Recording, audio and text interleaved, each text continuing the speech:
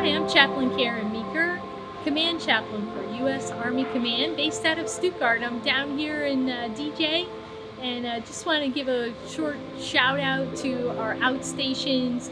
We did a workshop here on moral injury, and we know we can't get out to all the outstations, but wanted to give you a little bit of a teaser out there. And if you'd like to explore more of this on moral injury, your chaplain team, we can get down there, or we can do it over Teams or whatever would be helpful for you.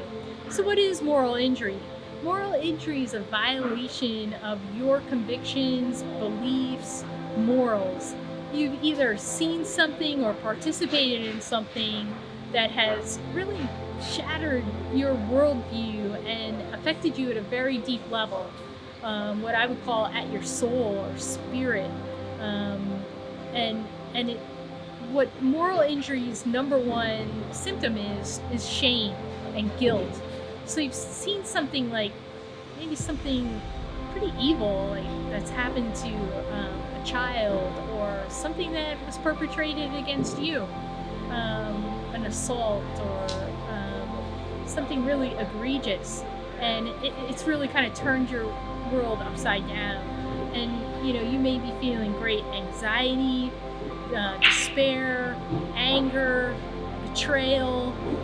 Can be a whole range of emotions. It's different from post-traumatic stress in that when you've experienced a trauma, either witnessed or participated in a trauma, that's often fear-based, because it's really crushed your sense of safety.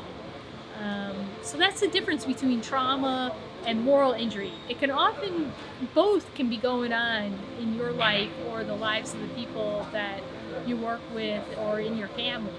So those are two things to look for within yourself as you do your own assessment and as you assess your team and your squad around you. So how do you get recovery and healing from that? It can take some time.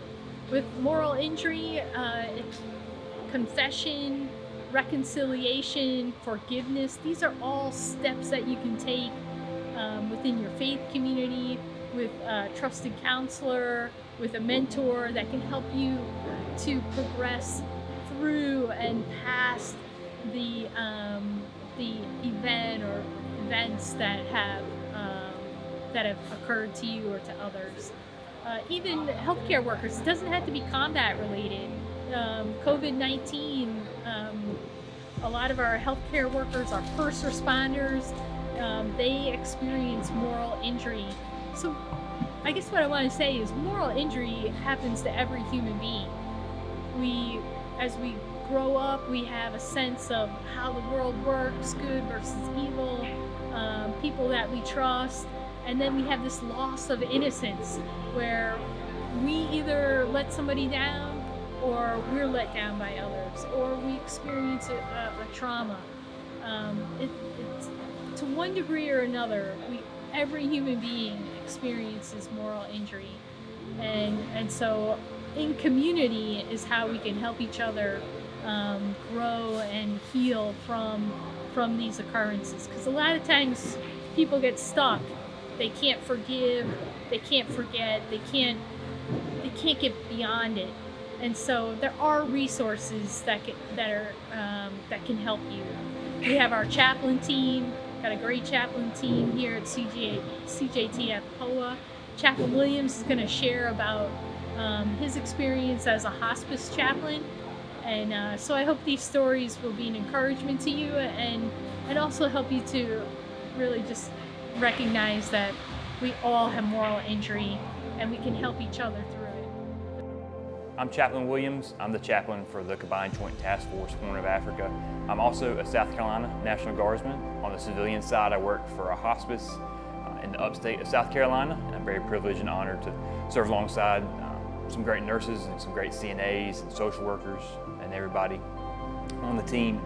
What I see moral injury mostly on the civilian side, dealing with loved ones, losing a spouse, losing a child, losing someone that maybe is the primary breadwinner in the family, and dealing with what that new reality is when someone dies. But when I think of moral injury, really the questioning of framework comes into mind. And for a hospice, the stress that death puts on that framework for a family or a loved one. And then I'm very privileged to come alongside as the chaplain to help explore big questions I sometimes don't have the answer to. Myself, obviously, as a chaplain, dealing with if God is good, why He lets bad things happen, and myself and how my faith plays into hard times, and especially families going through hard times, and ministering to them as they're walking through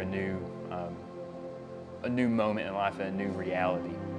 So when I think of moral injury on the hospice side of the house, it's definitely a chance to plug into support systems, plug into faith and one's spirituality, and then plug into the team around you. I'm very blessed with the nurses and social workers and everybody I work with to really rely on those around me. And it's not just me.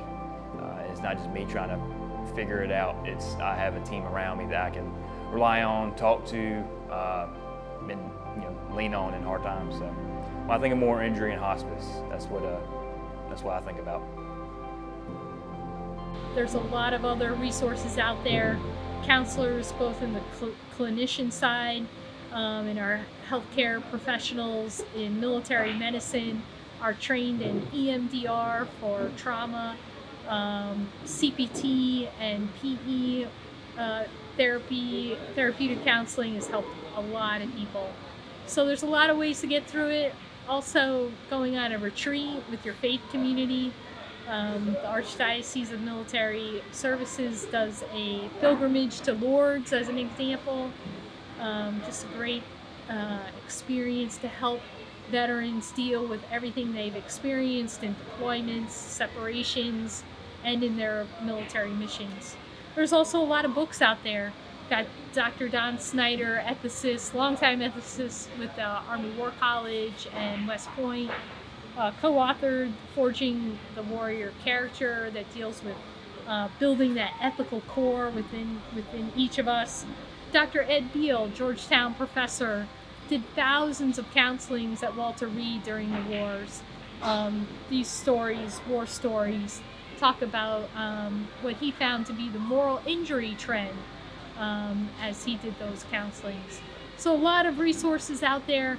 Please reach out if you or those around you maybe right now trying to deal with moral injury. We're here to help. God bless you.